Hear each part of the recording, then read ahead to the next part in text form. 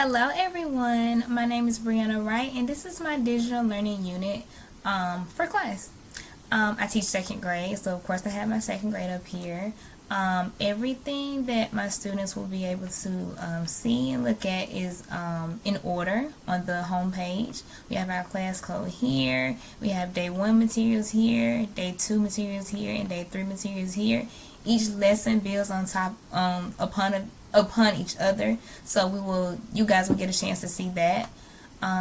For day 1, what my students will be learning is distinguishing between AM and PM. At the top right here we have our instructions of the day. They're going to watch the screencast video, which is here, the instructional YouTube video that I have for them here. They're going to look at the standards and objectives, which when I open it up, for day 1, we have our standard, which is 2 MVR6, solve real life problems involving time, with the focus, and our ultimate goal of our 3-day lesson is to tell and write time from analog and digital clocks to the nearest 5 minutes. The objective is going to be for students to be able to explain the difference between AM and PM through daily activity connections with 90% accuracy. Our to-do list is also here. Same thing is here. After they get done looking at the standards and objective, my students will complete a AM PM vocabulary activity. They will use both of these by first opening up the vocabulary terms. And also we have our instructions here, just knowing, hey, use these vocabulary terms to help you answer or complete this assignment. And this assignment is all about AM and PM. Students are going to drag the pictures to the correct column, like the breakfast. If they think it's AM, they'll put it here. If they think it's PM, they'll put it here, and then they'll turn it in. And then after they complete the vocabulary activity, they'll do the is it AM or PM assignment, which is here. This is our Google form. Typically in class, when I teach this lesson, it will be done same format. We'll have our YouTube video as a hook and link. We'll discuss, and I'll connect it to their prior knowledge, such as being able to know the difference between day and night. So students already come to second grade knowing activities you do in the AM, activities you do in the PM, but they never make the connection between it actually having a name other than morning, afternoon, night, or having a name when telling time. So that is my goal, to get my students to understand that everything that happens in the morning or early morning, which is after 12 a.m., 12 a.m. to 12 p.m., that is our AM time, and then everything else would be PM, nights, evening, afternoons, all that good stuff. So that would be day 1, and then we'll go into day 2 materials, which is located here. Students and parents will be able to easily access because it will be on that page, and of course it's labeled easy access. 2 types and features of clocks will be for day 2. Same format, but it's a little bit different. Of course they'll watch the screencast video first, and screencast videos have me talking as I'm doing right now, going over the lesson with the students. We're also doing like a Google Meet, so I'll be able to record these lessons so that students can be able to go back and look at it later if needed be, or if they just need the extra practice. But when I'll take that in a minute. So first they'll watch the instructional video of the day, which is our YouTube video, Tell the Time for Kids. And then they'll look at the standard and objective, which is located here, talking about the 2 types and features of clocks. Our standard is still the same, solving real life problems involving time. Our objective of today is different. Students will be able to identify the 2 types of clocks, the features of an analog clock, and their roles in telling time with 90% accuracy. And then the to-do list is also here for the students to view, same as up at the top here. Again, students will participate in the class discussion, which is our interactive clock. This is where I will be showing the features of the clock.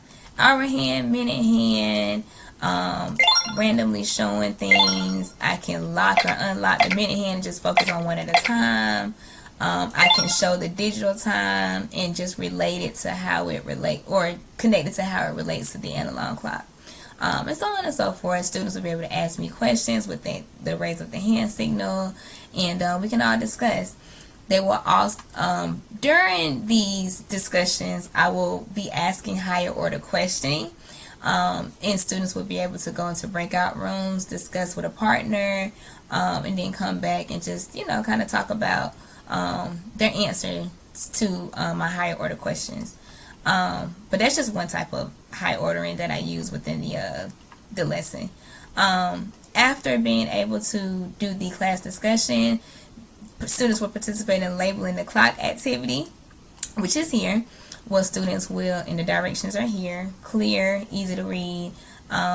Students will put the labels onto the clocks. First, they'll start with the digital clock and analog clock, just letting me know which one is which at the top, while also telling me the hour hand and the minutes for both clocks. So they'll just drag, and then they'll be able to submit the assignment to me so I can see it. Then after that, they will play the time to the hour game here, the Kahoot game, as a assessment used as well. And that's all for day 2. I have also included resources for my struggling readers and my students who are below grade level. I have quite a few.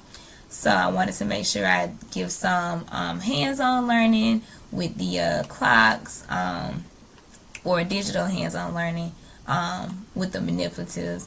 Also being able to just see the anchor charts that go over our clocks in more details, so the students can have that to reference. And then finally on day 3, that's our big lesson. We're going to wrap up my lesson, being able to tell time to the nearest 5 minutes.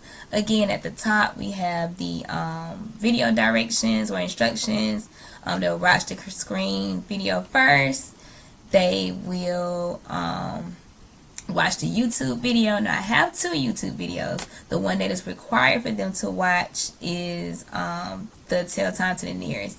The other YouTube video that I have, counted by 5s, is a resource connecting their prior knowledge to what they need to know for this lesson. Students will need to know how to count by 5s to do this. So I wanted to connect that prior lesson and being able to have students understand that when you go around a clock, you're counting by 5s to tell the time to the nearest 5 minutes.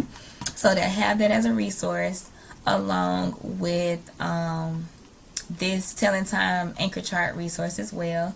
But again, moving forward, they will go over the YouTube video. We'll talk about the standards. We're on day 3. Of course, our main focus is telling time to the nearest 5 minutes. The standard is still the same. The objective has changed. Tell time to the nearest 5 minutes using digital and analog clocks with 90% accuracy. And then we have our same to-do list that is also here at the top. Moving on, we will have another class discussion where I'll also be asking higher order questions again, and that would be located here with our interactive clock. It's a different format. They're able to extend the hands and all that good stuff. We'll talk about it, do breakout rooms, and discuss. Students have time, opportunity to interact with me as well.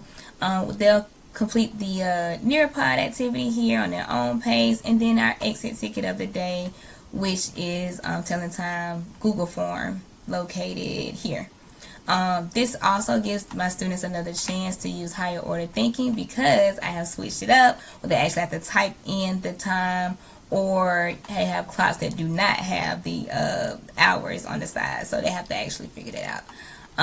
Also, I've included some things, resources, such as games that they can play. That also goes back over the whole unit. So if they scroll down to 2nd grade, you'll see those different. We can practice AM, PM, and alarm clocks, all that good stuff that we already talked about. They're able to get extra support in that. I'm talking really fast. Also, my assessments are all informal up until day 3, where it gets to be the informal assessment with the Google platform, the form. And that is my lesson. Thank you.